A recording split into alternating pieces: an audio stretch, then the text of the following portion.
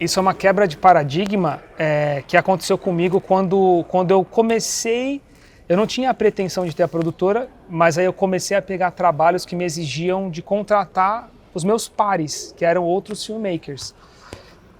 E quando isso aconteceu, foi engraçado, porque conforme eu virei um contratante e não era mais par com eles, que quando você é par, as pessoas ainda identificam, ó, eu não vou poder ir, vou te indicar, ou eu preciso de mais um colega para trabalhar, vou te chamar.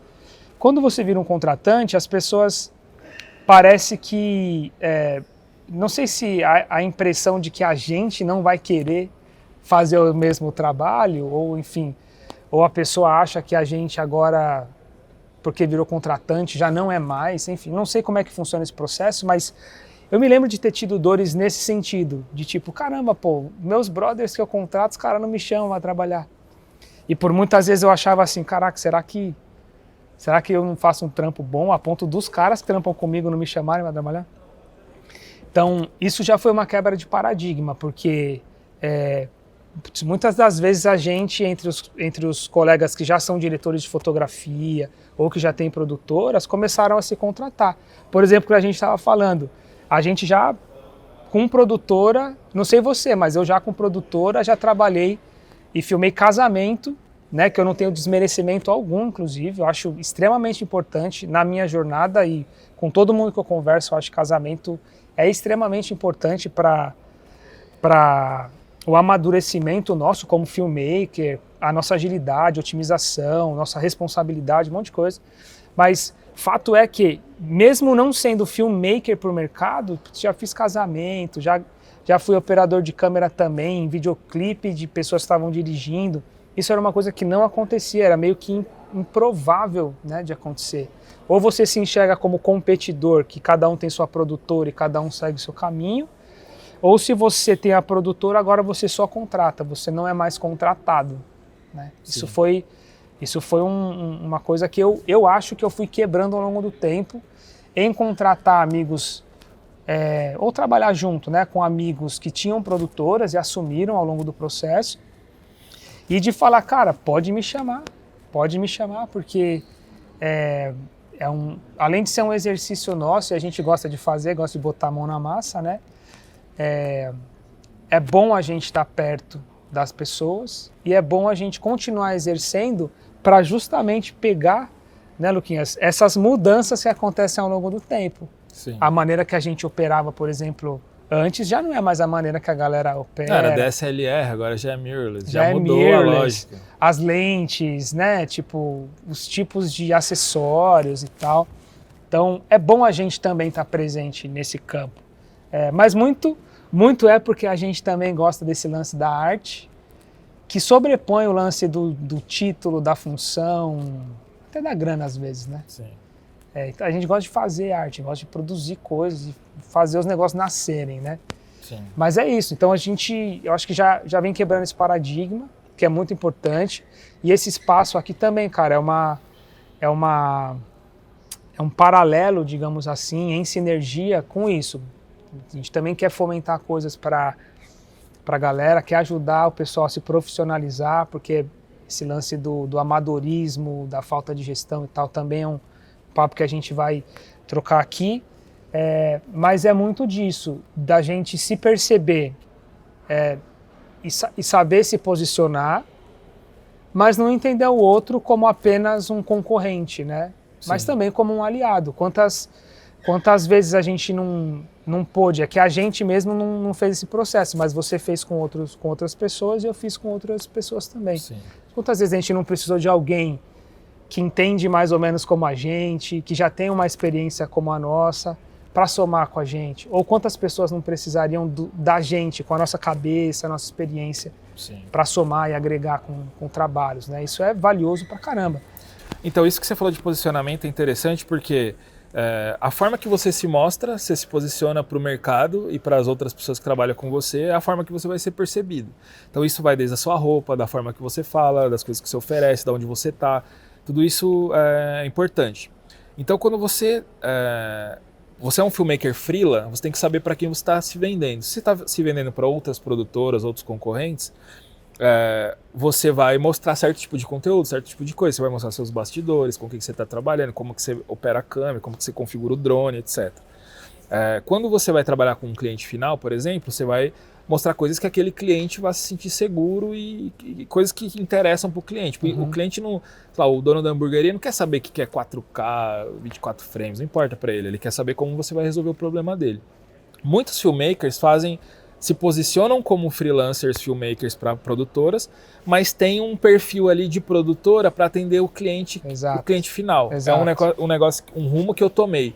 Então, o perfil da minha produtora, que é @leiprodutora no Instagram, LAY, ele se comunica com o meu cliente ideal. Então, eu vou falar mais corporativo, é mais imagem, mais conteúdo explicando as coisas. O meu perfil pessoal, @luquinhas, ele se comunica com a persona que eu quero atender, que é o próprio filmmaker que eu vendo meus cursos, meus conteúdos, ao mesmo tempo que eu estou, de certa forma, comunicando para outras produtoras ou outros contratantes que queiram me contratar como freelancer. Onde que eu quero chegar nisso? Quando você se posiciona como um dono de produtora, um diretor, um produtor, as pessoas naturalmente não vão querer te contratar como freelancer porque elas já vão perceber que você está em outro jogo. Mesmo que você queira, que é um negócio que eu passei. Em 2020, na pandemia, eu fiz a transição para produtora e não me divulguei mais como freelancer, eu sempre me posicionei como diretor, como produtor. O que aconteceu? Todo mundo que me chamava para freela não parou de me chamar porque me via dessa forma. Qual que é o movimento que eu fiz? Eu comecei a parar de trabalhar minha imagem pessoal para trabalhar mais a produtora. Eu dei uma anulada nisso, eu acabei sumindo do mercado. Como freelancer, como operador de câmera e tudo mais. Agora eu tive a experiência de produtor, eu estou fazendo fazendo uma inversão. Então eu voltei a trabalhar mais a minha imagem para poder vender a minha parte de conteúdo, assim como eu também abri a agenda para ser freelancer para operar câmera. Entendi. Com algumas ressalvas. Mas como que eu vou fazer isso? Eu vou falar com os amigos. Não é um negócio que eu vou ficar divulgando... Projetando ali abertamente. Agora eu sou operador de câmera. Sim. Mas isso é uma escolha. Sim. Se você não quer fazer isso, se você quer se dedicar como diretor, à frente da sua produtora e tudo mais, você vai se posicionar como essa pessoa. Né? Vou dar um exemplo, até a gente estava conversando nos bastidores. Por exemplo, o Egon da Sanji. O posicionamento dele é como empreendedor e o diretor, o produtor executivo da produtora dele, a Sanji. Sim. É isso, ninguém vai chamar ele para fazer freela, entendeu? Talvez algum brother, muito brother mesmo, convide ele para fazer uma coisa que ninguém vai saber, que é entre eles ali. Mas esse é o posicionamento dele. Ou num job autoral, né, alguma coisa assim. Então é importante a forma que você se posiciona, é como vão te perceber. E se você quer fazer um tipo de trabalho que você não está sendo percebido para isso, você tem dois caminhos.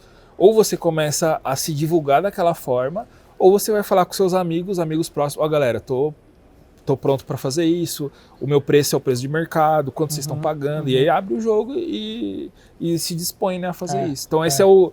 até comentando o que você falou, será que a galera não me chama porque eu não faço bem ou porque eles me percebem de outra forma? É justamente isso.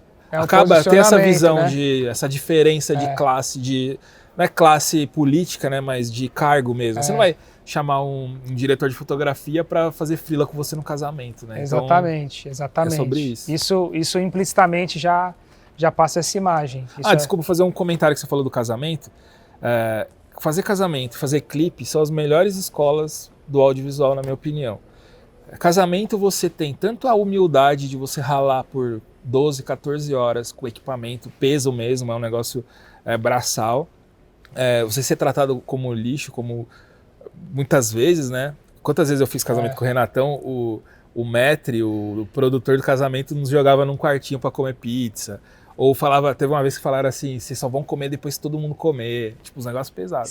Você tinha praticamente que implorar para comer, né? Não, você com estudo, com 50 mil reais de equipamento, com tudo ali, não que a pessoa que não tenha isso, mas você sendo tratado como a pior pessoa do universo ali, né? Então, ao mesmo tempo que você tem que lidar com os noivos, tem toda a parte do business, tem toda a parte da logística e organização da filmagem. É um treino absurdo. E no final das contas, você ainda, se você for editar o casamento, você tem que ter uma noção de narrativa, de documentário e tudo mais. Como no clipe, você também tem que ter tudo isso. Então, são as duas melhores escolas. Se você fez casamento e clipe, tipo, consideravelmente, sei lá, pelo menos uns 20, assim, você vai estar com uma escola muito boa de audiovisual.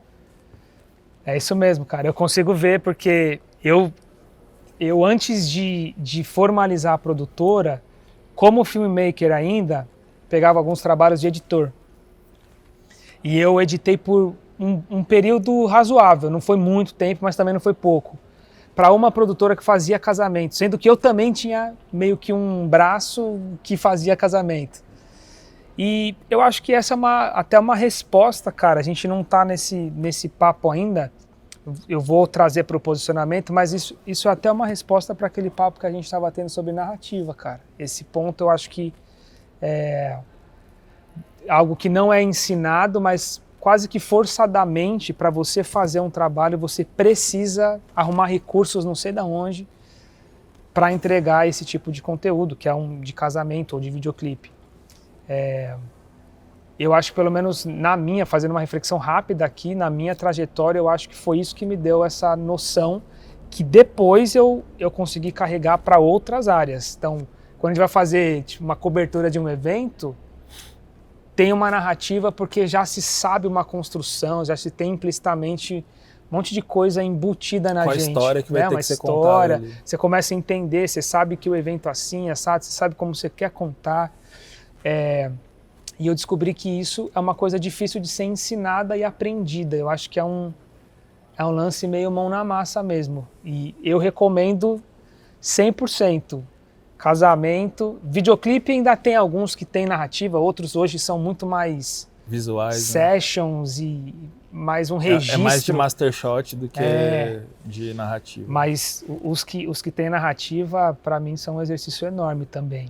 E você que está assistindo esse vídeo aí, ó, deixa seu like, comenta aí pra gente saber se você curtiu, se tá interessante, o que tá faltando de conteúdo aí para você. Tá bom? E compartilha com mais gente, pra gente conseguir chegar até mais pessoas que têm esse mesmo interesse que você e eu. Tá joia? Valeu, tamo junto!